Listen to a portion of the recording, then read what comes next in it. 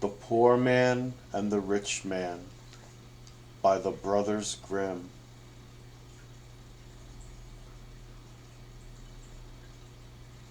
In olden times, when the Lord himself still used to walk about on this earth amongst men, it once happened that he was tired and overtaken by the darkness before he could reach an inn.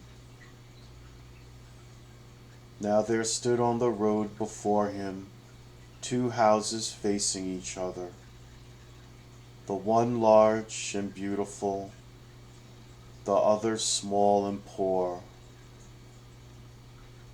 The large one belonged to a rich man, and the small one to a poor man.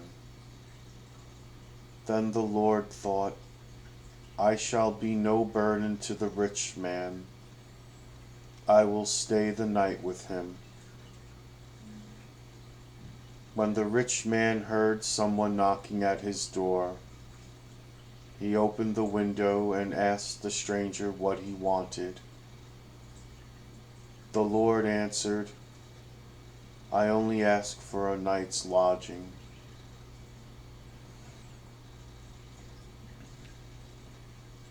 Then the rich man looked at the traveler from head to foot, and as the Lord was wearing common clothes, and did not look like one who had much money in his pocket, he shook his head and said, No, I cannot take you in. My rooms are full of herbs and seeds, and if I were to lodge everyone who knocked at my door, I might very soon go begging myself. Go somewhere else for a lodging. And with this he shut down the window and left the Lord standing there. So the Lord turned his back on the rich man and went across to the small house and knocked. He had hardly done so when the poor man opened the little door and bade the traveler come in. Pass the night with me. It is already dark, said he. You cannot go any further tonight. This pleased the Lord, and he went in.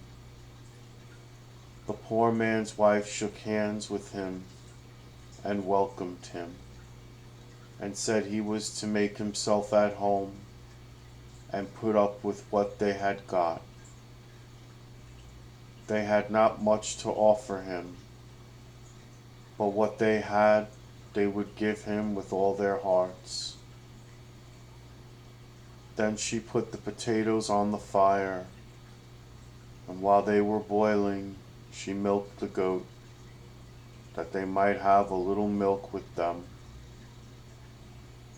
When the cloth was laid, the Lord sat down with the man and his wife, and he enjoyed their coarse food, for there were happy faces at the table.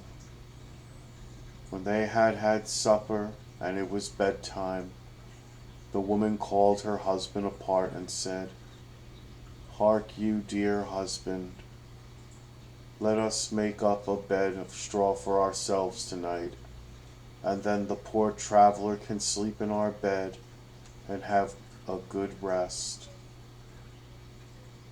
For he has been walking the whole day through, and that makes one weary. With all my heart, he answered, I will go and offer it to him. And he went to the stranger and invited him. If he had no objection to sleep in their bed and rest his limbs properly. But the Lord was unwilling to take their bed from the two old folks. However, they would not be satisfied, until at length he did it and lay down in their bed, while they themselves lay on some straw on the ground. Next morning they got up before daybreak, and made as good a breakfast as they could for the guest.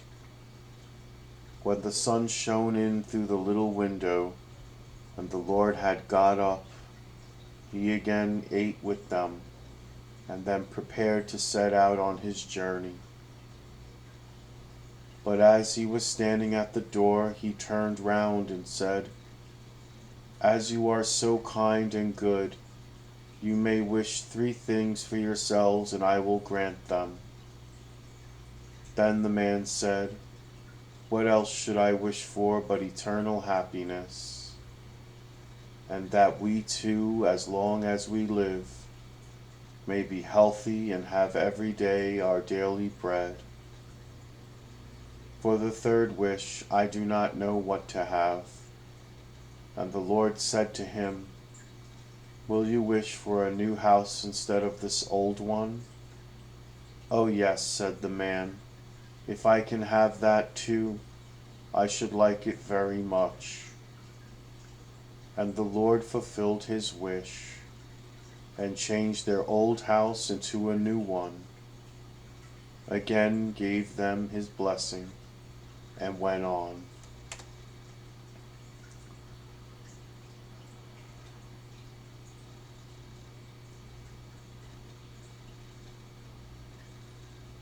The sun was high when the rich man got up and leaned out of his window and saw, on the opposite side of the way, a new clean-looking house with red tiles and bright windows where the old hut used to be.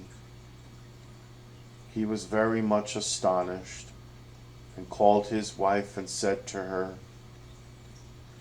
"Tell me, what can have happened?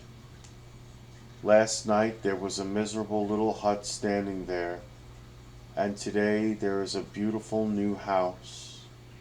Run over and see how that has come to pass."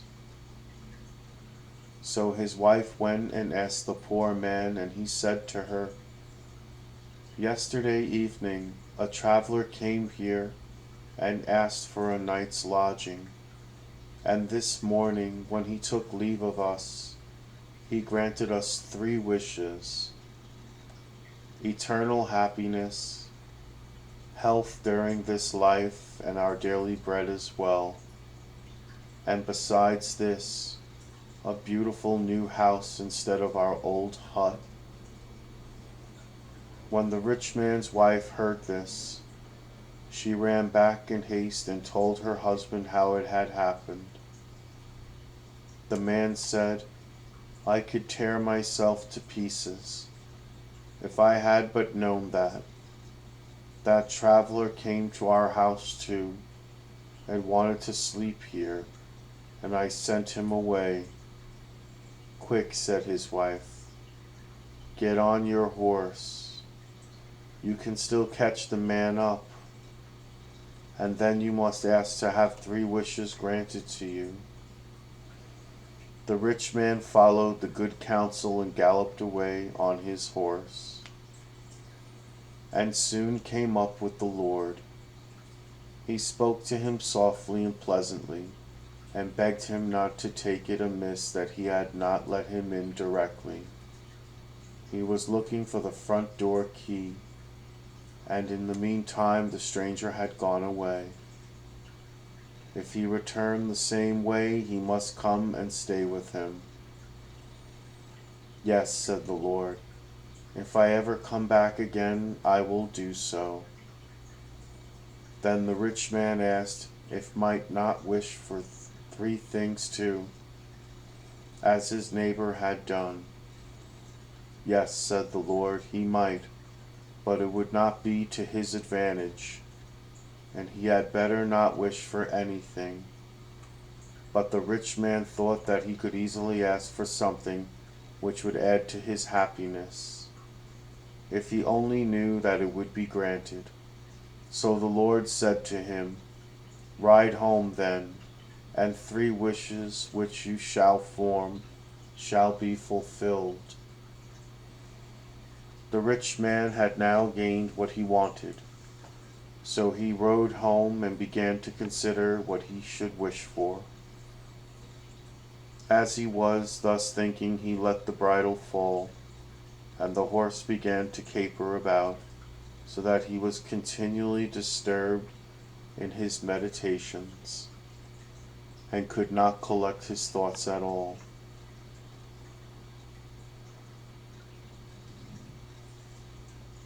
He patted its neck and said, "Gently, Lisa," but the horse only began new tricks.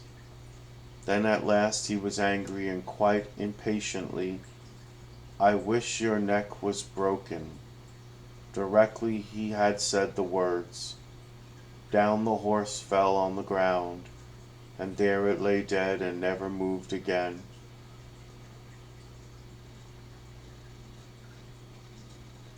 And thus was his first wish fulfilled.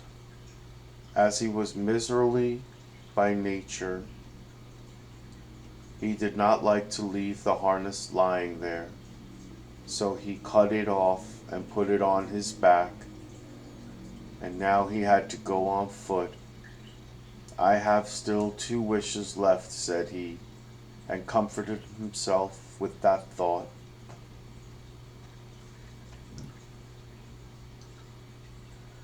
And now as he was walking slowly through the sand, and the sun was burning hot at noonday, he grew quite hot-tempered and angry. The saddle hurt his back, and he had not yet any idea what to wish for.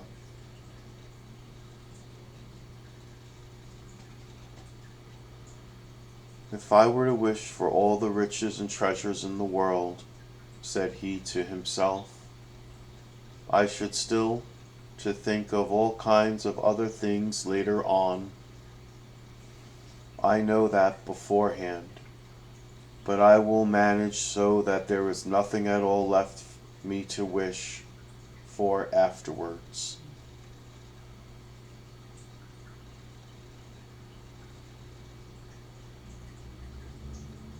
Then he sighed and said, "Ah, if I were but that Bavarian peasant,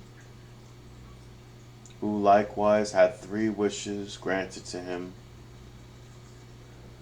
and knew quite well what to do, and in the first place wished for a great deal of beer, and in the second for as much beer as he was able to drink, and in the third for a barrel of beer into the bargain. Many a time he thought he had found it, but then it seemed to him to be after all too little. Then it came into his mind what an easy life his wife had, for she stayed at home in a cool room and enjoyed herself. This really did vex him, and before he was aware he said, "I just wish she was sitting there on this saddle and could not get off it, instead of my having to drag it along on my back." And as the last word was spoken, the saddle disappeared from his back, and he saw that his second wish had been fulfilled. Then he really did feel warm. He began to run and wanted to be quite alone in his own room at home, to think of something really large for his last wish. But when he arrived there and opened the parlor door, he saw his wife sitting in the middle of the room on the saddle, crying and complaining, and quite unable to get off it. So he said, "Do bear it, and I will wish for all the riches on earth for thee, only stay where thou art." She, however, called him a fool and said, "What good will all the riches on earth do me if I am to sit on this saddle? Thou hast wished me on it, so thou must help me off." So whether he would or not, he was forced to let his third wish be that she should be quit of the saddle and able to get off it, and immediately the wish was fulfilled.